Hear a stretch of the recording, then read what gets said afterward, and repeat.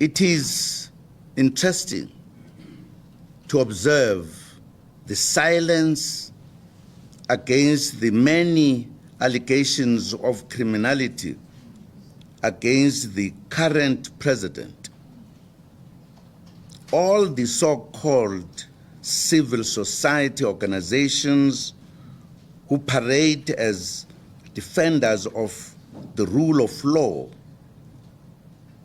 are nowhere to be seen in demanding accountability from him.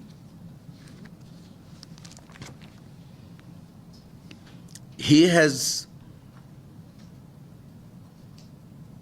suspended the head of a Chapter 9 institution while she is investigating him, and there is total silence. Instead, the courts are defending the lack of accountability.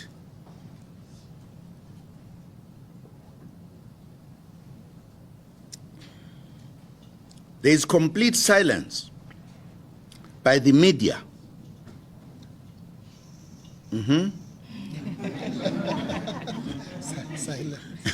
about the Palapala allegations. It's not true, sir. It's true. This was not the case when allegations were made about the security upgrades at my home in 𝐒𝐻𝐿𝐴. By the way, this is standard practice as prescribed. In other words, the fact that there were these upgrades is a standard practice as prescribed in the government handbook for all sitting and former presidents, that the places where they stay will be taken care of by government. I often wonder what the situation would have been if I was the one accused of having millions of dollars hidden under my mattress. I wonder what would have happened if that was an allegation out of my Nkandla house. Let us not beat about the bush about the neglect of constitutional duty that comes with abusing the office of the president to conduct private business.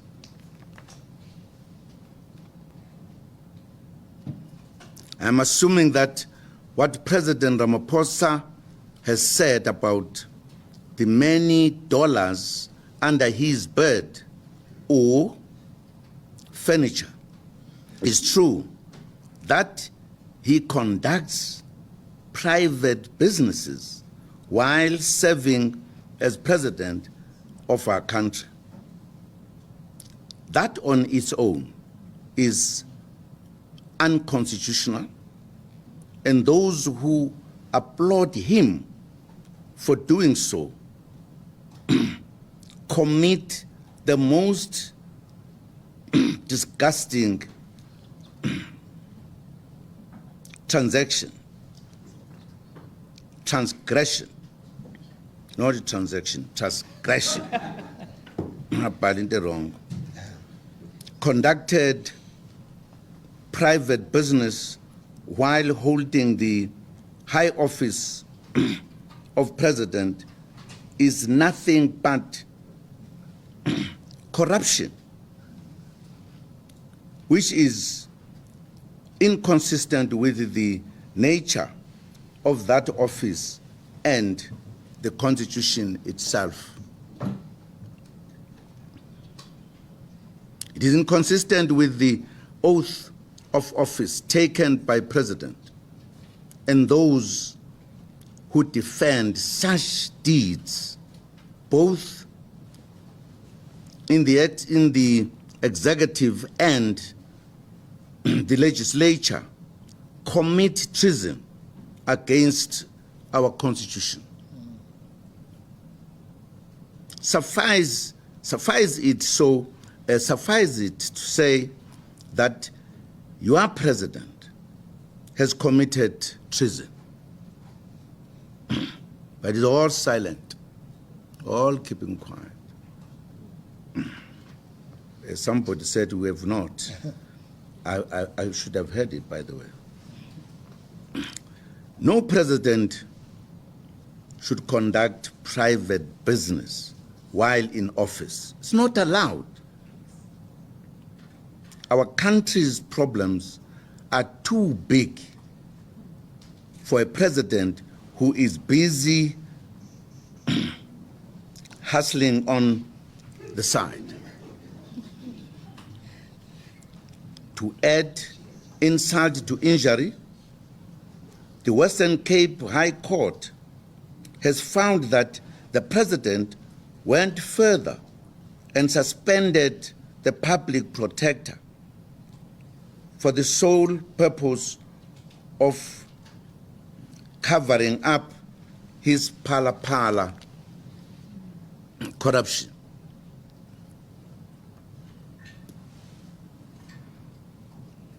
Your president is corrupt, yet the busybodies and self-appointed anti-corruption crusaders and NGOs are dead silent.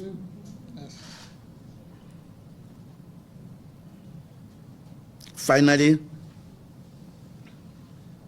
I wish once again to thank all those people who stuck their necks out in defense of democracy when the wolves were hovering around my body.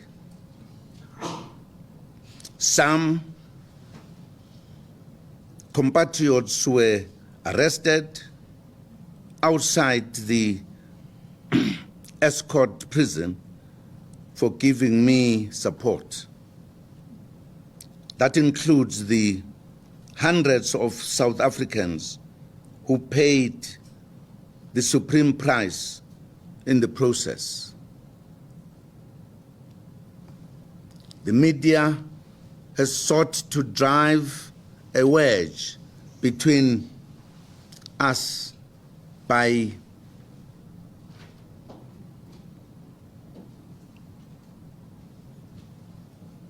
capitalizing on the fact that I did not refer to those who tragically lost their lives when I was briefly thanking those who have consistently supported me during my court appearances. We must not be fooled by such crocodile tears. The brutal truth is that they do not care about black lives. What kind of people are we who can lose almost 40 lives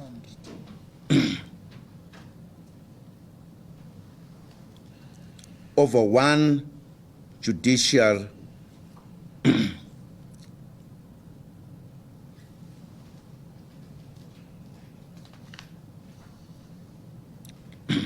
mistake and continue with life as if nothing has happened? What have we become as a nation? Would the same silence be the case if only 44 non-black people had lost their lives in vain. It is most unfortunate that the media has sought to drive a wedge between us.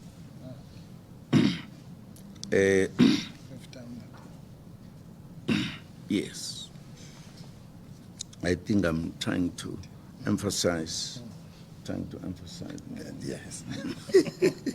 Indeed. Put the stamp. Yeah, put the stamp. Indeed, we must make up to the reality that black life is cheap in South Africa. My family and I pass our deepest condolences to those who lost their lives during that unnecessary and avoidable tragedy of that fatal day in July 2021. It should never have happened. It must never happen again. Violence and oppression only beget violent resistance, as history has taught us time and again. We need to collect the names of all those compatriots who lost their lives and properly commemorate their spirits.